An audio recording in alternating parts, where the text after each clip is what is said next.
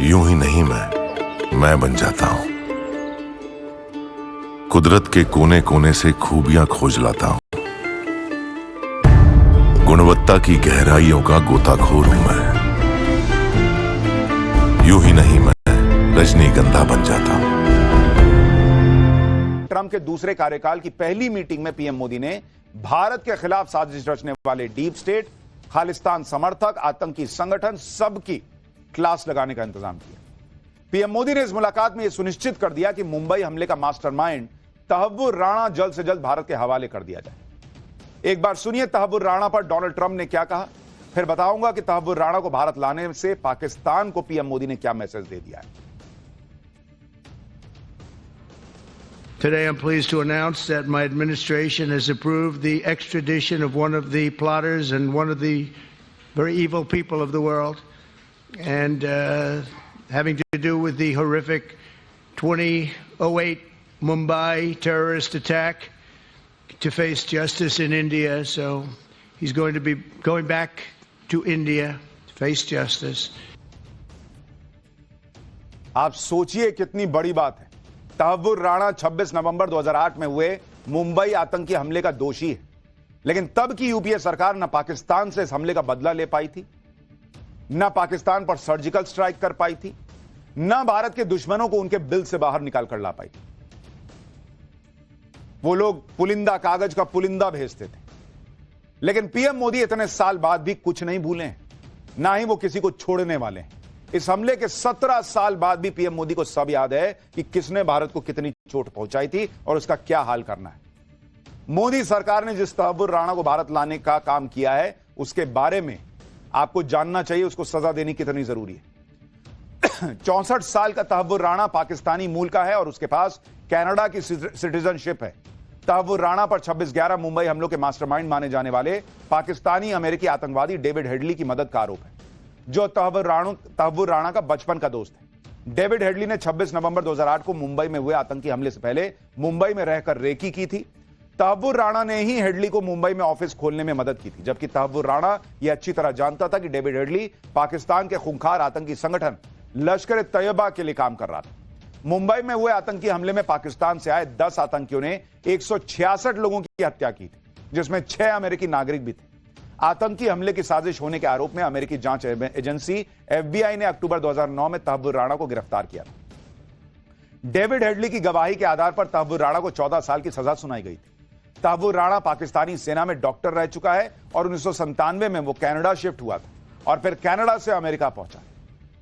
यानी तहव्वुर राणा को already America में सजा मिल चुकी है, लेकिन यह नरेंद्र मोदी का हिसाब चलता है।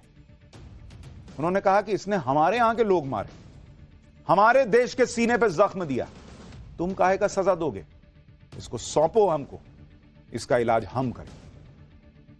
इतनी बड़ी चीज हुई है आज, ये वो तहव्वुर राणा अब भारत लाया जाएगा और उसका ट्रायल होगा। तहव्वुर राणा इधर उधर शरण लेता रहा, लेकिन आखिर में पीएम मोदी के शिकंजे से नहीं बच पाया। अब भारत में तहव्वुर राणा को उसके किए की सजा मिलेगी। तहव्वुर राणा पर पीएम मोदी ने क्या कहा है वो सुनिए, फिर बताता हूं कि आतंकवाद पर ट्रंप और मोदी ने मिलकर क्या ऐलान किया है, जिससे पाकिस्तान में भूचाल आ गया। आतंकवाद के खिलाफ लड़ाई में भारत और अमेरिका दृढ़ता से साथ खड़े रहे हैं।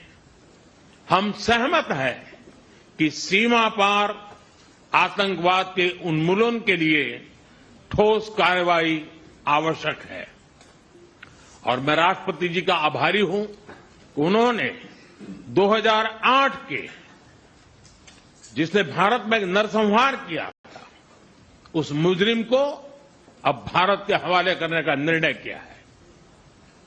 भारत की अदालतें उचित कार्यवाही करेंगी। तहव्वुर राणा के प्रत्यर्पण से पाकिस्तान टेंशन में आ गया। उसे पता है कि इधर तहव्वुर राणा की जुबान खुलेगी, उधर पीएम मोदी दुनिया के सामने पाकिस्तान की फाइल खोल देंगे। पाकिस्तान इसलिए भी टेंशन में है क्योंकि मोदी और ट्रंप की ज्वाइंट स्टेटमेंट में पाकिस्तान पर सीधे सीधे आतंकवादियों के मदद का आरोप लगा है। मोदी और ट्रंप के ज्वाइंट स्टेटमेंट में पाकिस्तान से 26/11 मुंबई और पठानकोट आतंकी हमलों के दोषियों को जल्द से जल्द सजा दिलाने के लिए कहा गया है।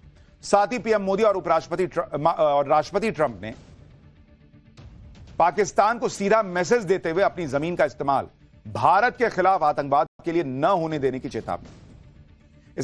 इसके साथ ही ज्वाइंट स्टेटमेंट में दुनिया के हर कोने से आतंकवादियों के सेफ हेवंस का सफाया करने का भी संकल्प लिया गया है।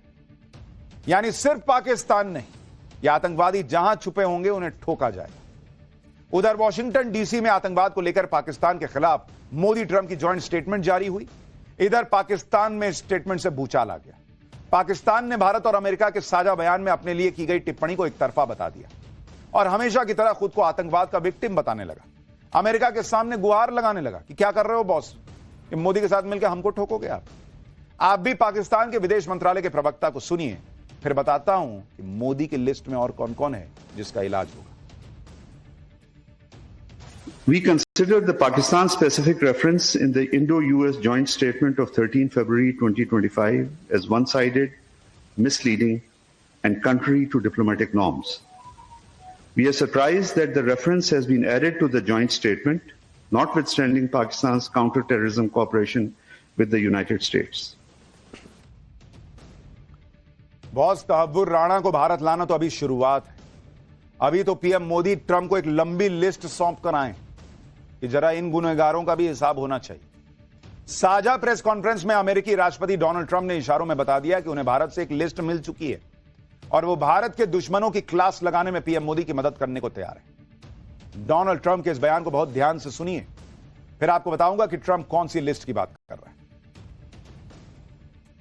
Well, I don't think India had a very good relationship with the Biden administration, and a lot of things happened that weren't very appropriate, I thought, between India and the administration, the Biden administration. But as you said, we're giving a very violent man, it seems to me. I mean, I don't know that he's been convicted yet or will be, but let's assume he's a pretty violent person. We're giving him back to India immediately, and there are more to follow because we have quite a few requests. So we work with India on crime, and we want to make it good for India, and it's very important. So that kind of a relationship is very important to us.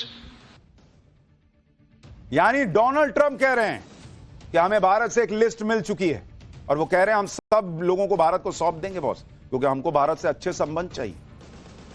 यानी जैसे भारत ने तहव्वुर राणा को सौंपने के लिए America को कहा, वैसे ही भारत ने और लोगों की भी लिस्ट बना के दे दी। अब सवाल है कि लिस्ट में और कौन कौन है? क्या इस लिस्ट में भारत के खिलाफ अमेरिका में काम करने वाले डीप स्टेट के एजेंट्स हैं? क्या इस लिस्ट में जॉर्ज सोरोस का भी नाम है? क्या इस लिस्ट में उन संस्थाओं का नाम है जो भारत के खिलाफ एजेंडा चलाती है? क्या इस लिस्ट में खालिस्तानी आतंकी गुरपतवंत सिंह पन्नू का भी नाम है?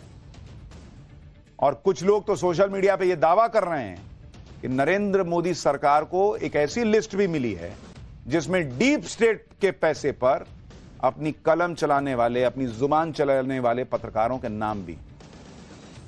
अब ये सोशल मीडिया पे दावा है, हमारे पास इसकी खबर नहीं है, लेकिन लोग लिख रहे हैं कि वो सब भी अब जो है एक्सपोज होने वाले हैं। इस लिस्ट में डीप स्टेट के एजेंट्स का नाम तो जरूर होगा, क्योंकि पीएम मोदी भारत के खिलाफ साजिश करने वालों को छोड़ने वाले नहीं। इसलिए आप देखिए कि जब पीएम मोदी अमेरिका पहुंचे तो उन्होंने सबसे पहले अमेरिका की नेशनल इंटेलिजेंस की डायरेक्टर तुलसी गबार्ड से मुलाकात की।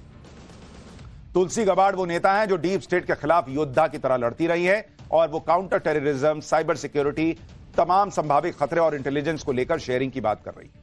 और इसलिए इस मुलाकात में भी संकेत मिल गया था कि भारत विरोधियों को छोड़ने के मूड में नहीं है मोदी। पीएम मोदी और ट्रंप की मुलाकात को जो इंपैक्ट दिख रहा है, उसने अमेरिका में छिपे बैठे खालिस्तानी आतंकी पन्नू की भी टेंशन बढ़ा दी होगी, जो भारत के खिलाफ जहर उगलने में कोई कसर नहीं छोड़ता। पन्नू का नाम भी भारत की तरफ से तैयार आतंकियों के वांटेड लिस्ट में। अमेरिका में रहने वाला पन्नू गैरकानूनी संस्था सिख फॉर जस्टिस का अहम सदस्य है। पन्नू सीमा पार और विदेशी धरती से आतंकवाद की विभिन्न घटनाओं में शामिल है। पन्नू भारत विरोधी गतिविधियों और खालिस्तान मूवमेंट में शामिल है और पंजाब में आतंकवाद को फिर से जिंदा करने की साजिश रच रहा है। पन्नू कई बार भारत में आतंकी हमले की धमकी दे चुका है। पिछले दिनों पन्नू ने भारत में चल रहे महाकुंभ में भी आतंकी हमले की धमकी दी थी। इससे पहले वो कभी भारत में हुए क्रिकेट वर्ल्ड कप तो कभी एयर इंडिया की फ्लाइट में बम धमाके की धमकी देता रहा है और भारत के खिलाफ नैरेटिव सेट करने के लिए आए दिन वीडियो भी जारी करता रहा है।